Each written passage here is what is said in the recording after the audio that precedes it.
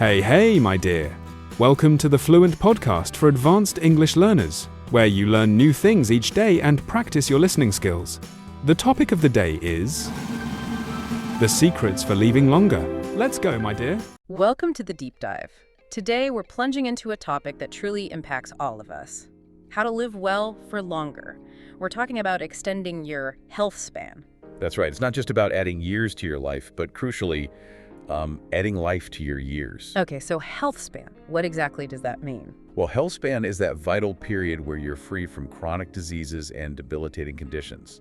It's about maintaining vitality, independence, and, a high quality of life as you age. Got it. And to guide our exploration today, we've taken a deep dive into the groundbreaking work of legendary scientist Eric Topol. Yes, Topol. Specifically his best-selling new book, Super Agers, and also his popular Substack newsletter, Ground Truths. He's compiled an incredible amount of research on what genuinely moves the needle for healthy aging. He really has. Our mission today, then, is to pull out the most important and, frankly, surprising takeaways from his extensive work.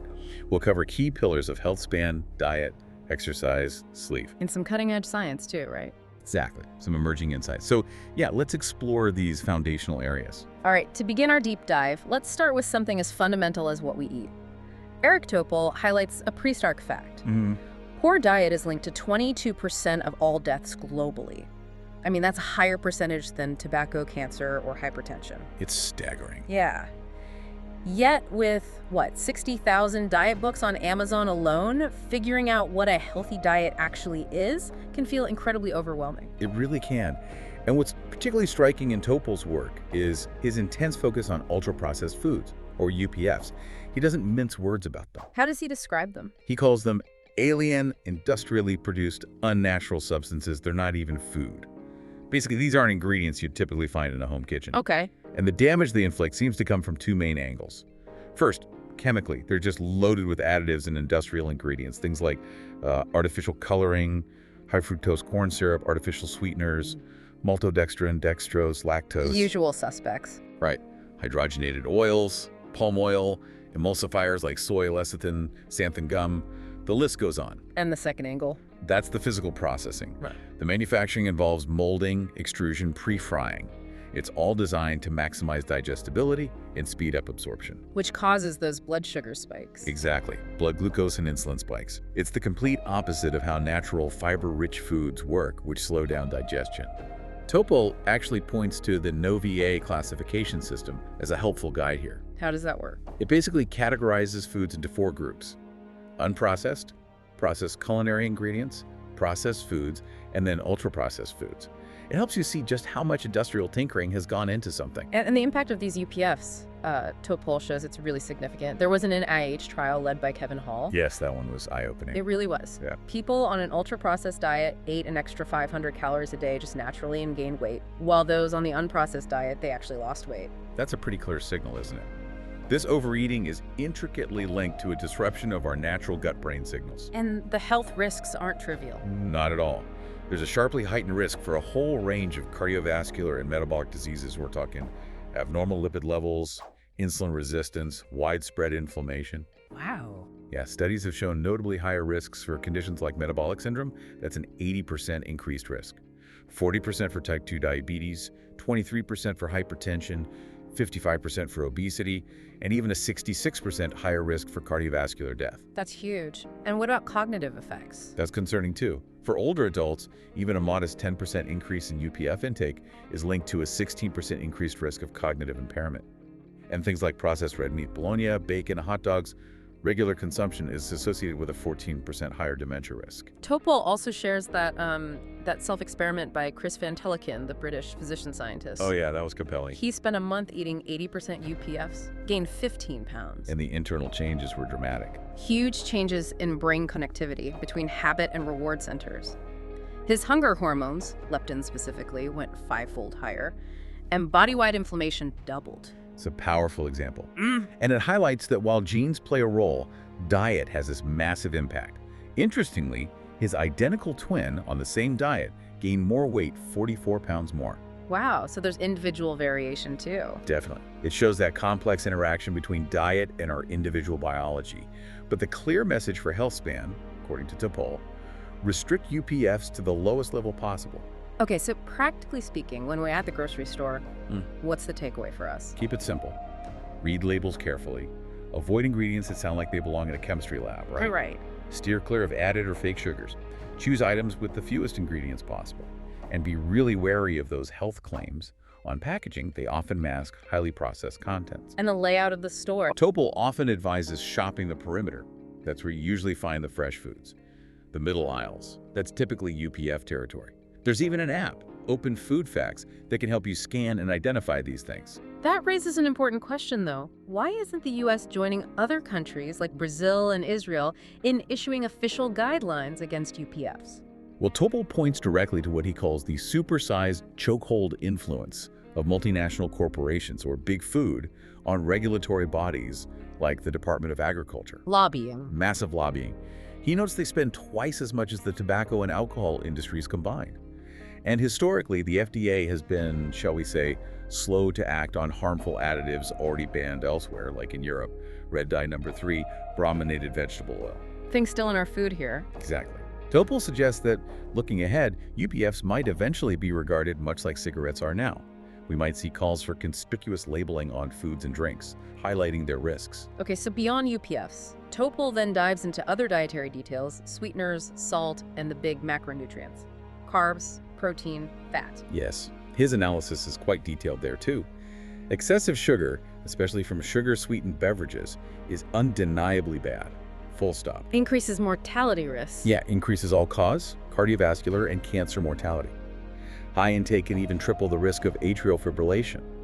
Artificial sweeteners, it's more complicated. Mixed messages there. Conflicting reports, yeah. But overall, the data isn't exactly favorable, though maybe less concerning than high sugar itself. Topol does note stevia seems to be among the least concerning artificial sweeteners. And salt. We always hear about salt and blood pressure. The link to hypertension is clear, though how much it affects you varies individually. Moderate intake, maybe 1 to 2 teaspoons a day, is generally fine. But above 5 grams of sodium daily, cardiovascular risk increases. And the average American Consumes about 3.5 grams daily. So not terrible on average, but many are higher. Plus, high salt diets might also pose risks for cognitive impairment by reducing brain blood flow. So limiting added salt, maybe considering potassium chloride substitutes, can help. Okay, now onto the big 3 carbs, protein, and fat. What's the key message from Topol here? The type of macronutrient truly matters, not just the amount. He talks about carbotoxicity, but specifically for the bad carbs. So, distinguish between good and bad carbs. Absolutely. Good carbohydrates, think dietary fiber, non-starchy vegetables, legumes, fruits, whole grains. They actually reduce mortality and disease risk. Bad carbs, like fast-digesting sugars and refined grains, they spike insulin and lead to weight gain. And protein, especially as we age. Right. The current recommended daily allowance, the RDA, might actually be too low for older adults because we naturally lose muscle mass with age, sarcopenia. So more protein might help. It might, but it's tricky. Extremely high protein diets have been linked to issues like atherosclerosis and pro-inflammatory gut metabolites. Topol suggests up to maybe 1.2 grams per kilogram of body weight is reasonable. But be careful about the source. Yeah, he advises caution with leucine-rich animal proteins. Honestly, the science on optimal protein intake as we age is still evolving. It's hard to conduct those large-scale long-term trials. Understood. And what about fats? They've had such a roller coaster ride in dietary advice over the years. It's a fascinating area, isn't it? There's actually a dedicated gut-brain reward circuit just for fat intake, and it synergizes with sugar to promote overeating. Making fatty, sugary things irresistible. Pretty much.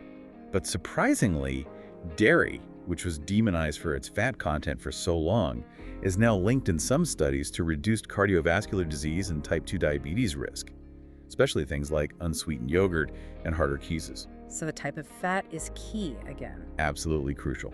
Healthy fats, the monounsaturated and polyunsaturated fats from plant sources like olive oil, avocados, nuts, seeds, they're associated with substantial reductions in cardiovascular and type 2 diabetes risk, unlike trans fats, which are clearly harmful. What about diets like keto? Even popular diets like the ketogenic diet, while they can be useful for weight loss short-term, Topol points out they carry risks like potentially higher cholesterol, brain fog for some, and even fatty liver disease. It really hammers home that quality over quantity is the consistent theme, isn't it? It really is. It's about making conscious, informed choices about the quality of what you're putting in your body. And finally, in this section on diet, Topol covers some common beverages and food categories we encounter daily. He does. Coffee, for instance. It gets a pretty enthusiastic thumbs up. Really? Yeah. Linked to reduced mortality, up to 30% in some studies, especially around 4 cups a day, and lower risk of many diseases. Now, these are observational studies, so correlation isn't causation, but no clear harm. right, there's no evidence of harm to heart rhythm, and some studies even suggest a lower risk of arrhythmias. The exact why is still uncertain, but the benefits seem to outweigh any potential risks for most people. Okay, coffee good. Alcohol. Less blurry there. The evidence is much clearer. Moderate to heavy drinking does no good, period. What about the red wine myth? A glass for heart health. Largely refuted, according to Topol. Alcohol is classified as a carcinogen, and the risks increase significantly, even exponentially, beyond very light intake. Think maybe just 2 drinks per week. Okay. And red meat versus plant-based. Processed meats are carcinogenic, linked to high risk. Unprocessed red meats, labeled probably carcinogenic. So limit both. That's the strong suggestion. A shift towards plant-based diets, in contrast, is plainly healthier, linked to reduced risks of type 2 diabetes, all-cause mortality, cancer. A study on identical twins even showed plant-based diets slowed biological aging. But what about those processed plant-based alternatives? Good point. Need to be careful there too. They can still be high in sodium and saturated fats, falling into that UPF category sometimes. Topol's bottom line is pretty clear. The more red meat, especially processed red meat, the less healthy you're likely to be. He then sort of brings it all together with the idea of a whole package of healthy eating, and specifically mentions the Mediterranean diet. Yes, he really emphasizes this whole package approach. It consistently shows benefits like reduced cardiovascular and all-cause mortality. We're talking fruits, vegetables, legumes, whole grains, nuts, seeds, healthy fats like olive oil and avocados, fatty fish. The classic. Exactly. Olive oil itself is tied to about a 20% lower all-cause mortality and reduced dementia risk. These whole foods are rich in fiber, which directly counteracts the harms of those UPFs we discussed. And the Mediterranean diet has good evidence. Robust support. Multiple randomized trials show significant reductions in deaths from nearly every major cause: cardiovascular diseases, cancer, neurodegenerative diseases. While newer variations like green MED diets show promise, the traditional Mediterranean diet remains the most validated for positive outcomes. That's a lot to practical guidance on food. So for many of us, the next question is, what about supplements? Should we be taking handfuls of pills? Supplements. Topol takes a pretty firm stance here. He basically states there's little to no hard evidence for the benefit of most vitamins or supplements. Really? Even common ones? Yeah, especially if you're already eating a healthy diet. Even the really popular ones like vitamin D and omega-3s haven't shown clear benefits in large-scale trials. Any exception? A modest possible exception might be multivitamins for cognitive aging in older adults, but even that is still debated. There are some newer longevity vitamins, like taurine and choline, showing intriguing promise in early studies. Like in animals? Exactly, particularly taurine for promoting Healthspan in animal models. But they lack that crucial human randomized trial verification. So, his practical advice: take them with a grain of salt. Don't rely on them instead of a healthy lifestyle. Okay, let's shift gears. Moving from what we put into our bodies to how we move them. Eric Topol calls regular exercise the single most effective medical intervention that we know. It's a powerful statement, isn't it? He says if you could design a drug that did everything exercise does, it would be a miracle breakthrough. And he's right. The impact is profound and truly body-wide. Exercise leads to favorable adaptations in nearly all organ systems: cardiovascular, brain, pancreas, muscles, gut, liver, fat, tissue, immune system. It's incredible. How does it work? It protects against atherosclerosis, improves heart function, reduces inflammation, enhances mitochondrial function. A randomized trial even showed inflammation biomarkers were suppressed more by exercise than by a GLP-1 drug. Wow. That leads us to something fascinating Topol discussed with Yuan Ashley from Stanford, MotiPack. Ah, yes, the Molecular Transducers of Physical Activity Consortium. It's this massive NIH project, the world's largest study of exercise, right? Looking at thousands of molecules in rats and humans. Exactly. 800 rats, 2,400 people, looking at 17,000 molecules. And what's compelling are the initial findings from the rat studies. They showed that regular exercise literally changes every tissue dramatically. In surprising ways. Often in surprising ways. Like they saw dramatic changes to the adrenal gland, high enrichment of immune pathways in the small intestine, things you might not immediately connect to exercise, really reinforces this idea of hormesis. Hormesis. Yeah, the idea that the body learns to deal with the recurrent beneficial stress of exercise, activating deep repair mechanisms like heat shock proteins. Ashley commented that exercise is a multi-system, multi-tissue, multi-dimensional response. And because of that... An exercise pill just isn't going to be possible. The effects are too complex, too widespread. Right. And the data also showed differences between sexes. Significant sex-specific findings, particularly in fat tissue biology. It really underscores how vital it is to study both sexes independently. We can respond almost like two different species sometimes. And the human part of Motupac? Well, we can't biopsy every organ in humans, obviously, but it includes skeletal muscle and fat biopsies, plus blood samples to look at things like DNA methylation, immune changes, connecting directly to longevity research. And the best part, all this Motupac data will be open science, fueling research for years. Ashley shared a great statistic. 1 minute of exercise bought you 5 minutes of extra life. And potentially more if it's high intensity, maybe 7 or 8 minutes. That came from that huge UK biobank study. Topol adds that just brisk walking 450 minutes a week was associated with living 4.5 years longer. And it's not just about physical health, is it? Not at all. Exercise is incredibly potent for mental well-being. Studies show things like dancing, walking, jogging can be more effective for depression than many common drugs.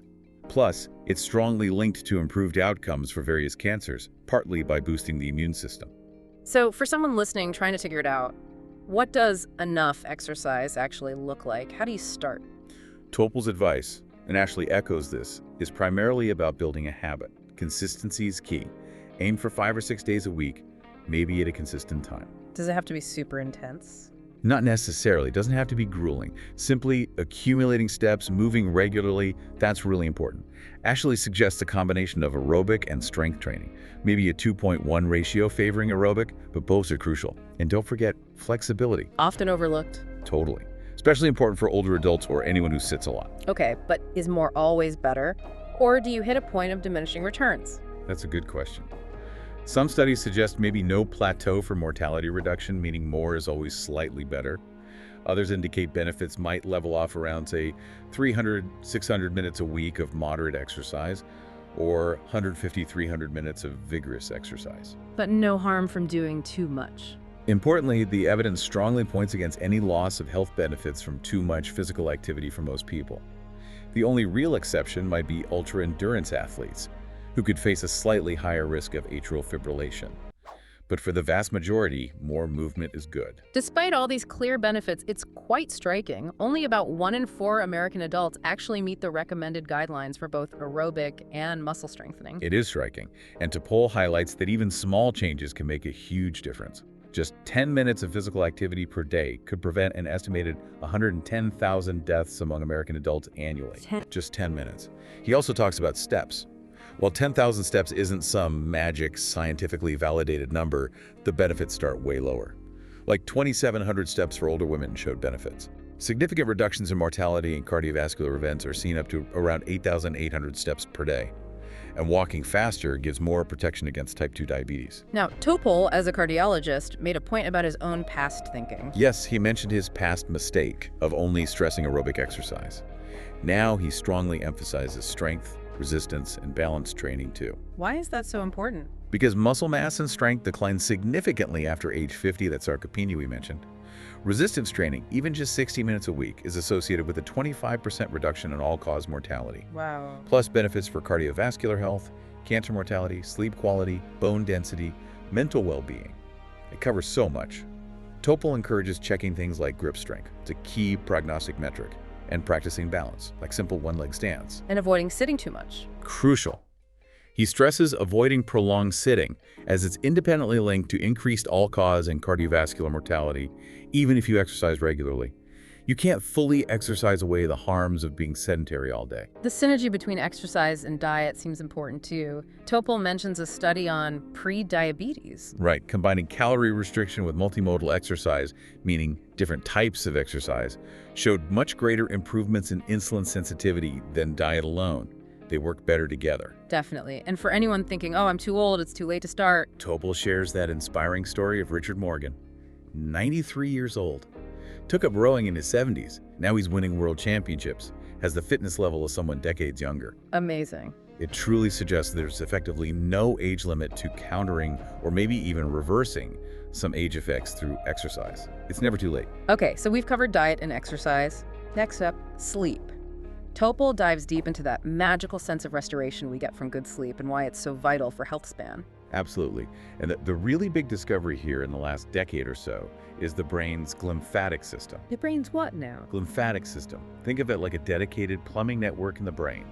Its job is to clear out metabolic waste products, similar to how the lymphatic system works in the rest of the body. So it cleans the brain while we sleep. Exactly.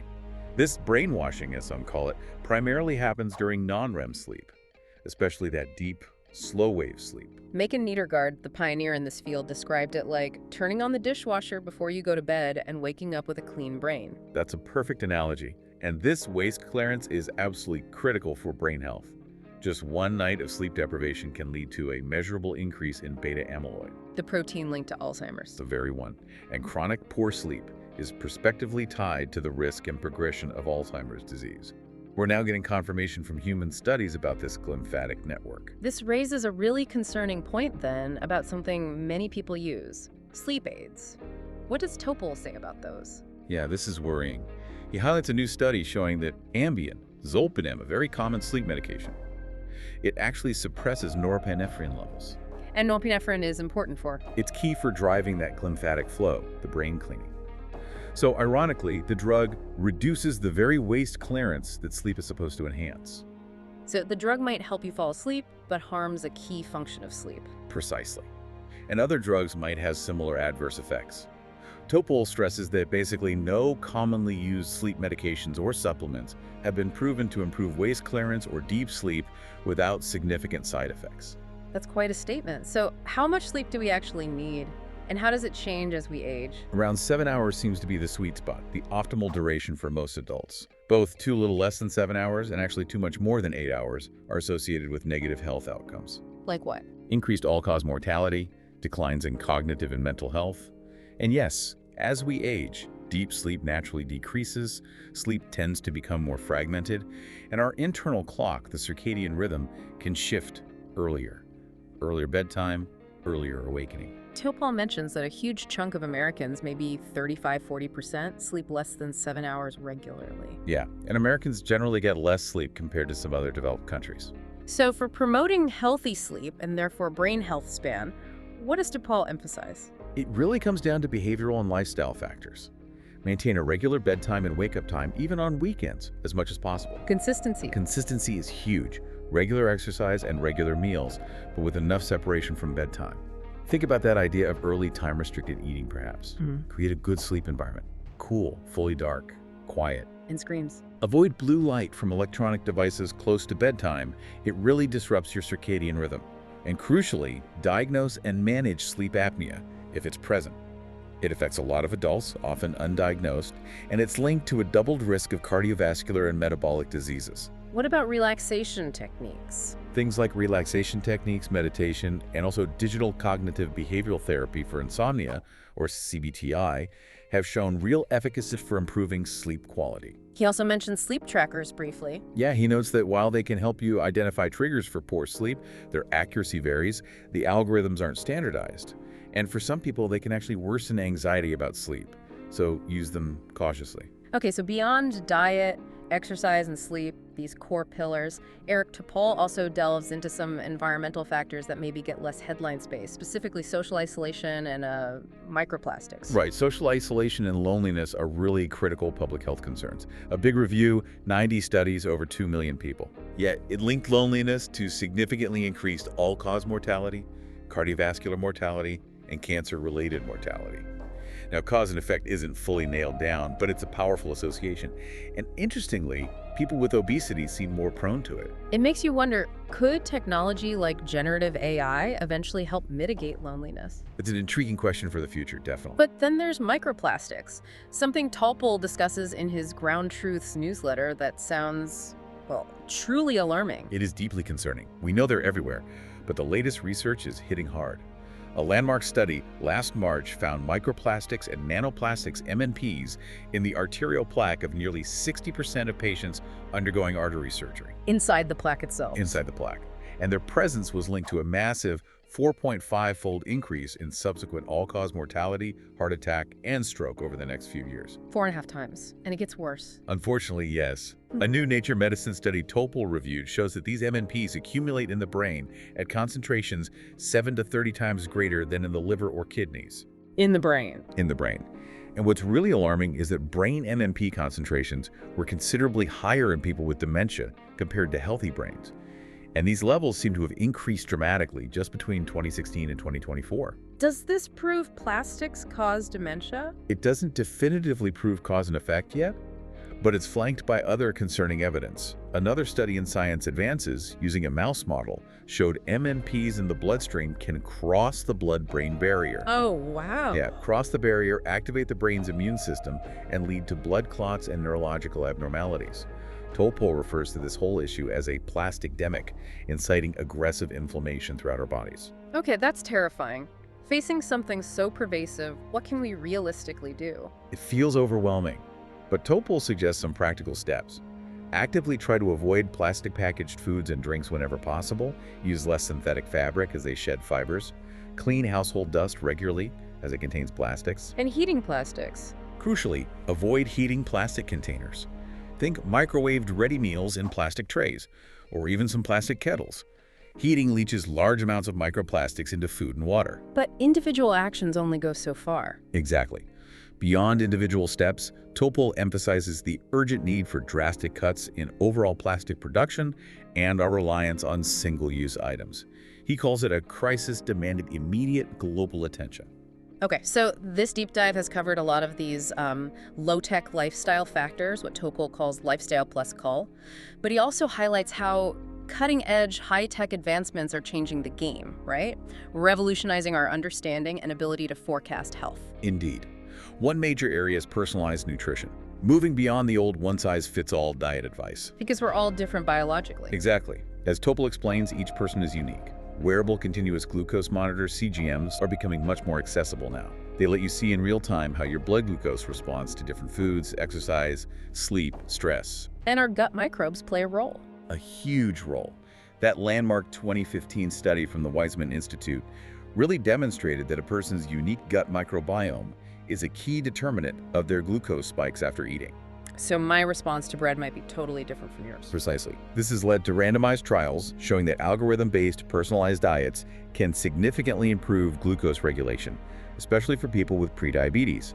The NIH is investing heavily now in the Nutrition for Precision Health program. What does that involve? Collecting vast amounts of data, CGM data, microbiome data, genetics, DXA scans for body composition, even food photos analyzed by AI to really advance this field. It's still early days, but the goal is to integrate all this individual data using AI to figure out the optimal dynamic diet for you. That's fascinating. Another incredible frontier Topol discusses is the emergence of protein organ clocks, based on work by scientists like Tony West-Corey at Stanford. Yes, this is really cutting edge. It involves measuring thousands of proteins in just a tiny blood sample, and then using AI to identify specific patterns, clusters of proteins, that reflect the biological age of individual organs. Oh, so not just your overall biological age, but the age of your heart, your brain, your liver. Exactly. And these organ age gaps, where, say, your heart is physiologically much older than your chronological age, are linked to increased risk of specific diseases down the line. Accelerated heart aging predicts heart failure risk. Accelerated brain aging predicts Alzheimer's risk. So we could one day track the aging of each of our organs individually. That's quite a concept. It really is. And these organ clocks seem to be sensitive to interventions too. Studies show smoking accelerates aging across multiple organs, while moderate to vigorous exercise is associated with slower aging. This approach could be huge for identifying high-risk individuals really early for targeted prevention. And speaking of early detection, perhaps one of the most exciting breakthroughs Topol discusses is that new blood test for Alzheimer's disease, pTau-217. This is a potential game changer. It's a highly accurate biomarker found in plasma, just a blood draw that tracks the underlying brain neuropathology of Alzheimer's. No need for an invasive spinal tap or expensive PT scans anymore for initial screening. And it detects risk early. incredibly early. It can predict Alzheimer's disease risk more than 20 years before symptoms even begin. It's the earliest biomarker detection of risk we've ever had for Alzheimer's. 20 years. And here's the truly transformative part, according to Topol. p-tau217 levels are dynamic. Yes, they aren't fixed. They actually respond to interventions, including lifestyle changes like exercise.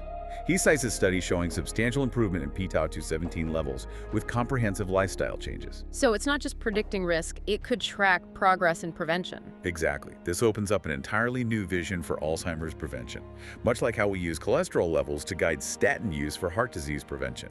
Topol believes p-tau217 will become a key part of risk assessment. Identifying high-risk people decades in advance. Years, even decades, so they can intervene proactively with these powerful lifestyle factors we've discussed, or perhaps with new drugs as they become available.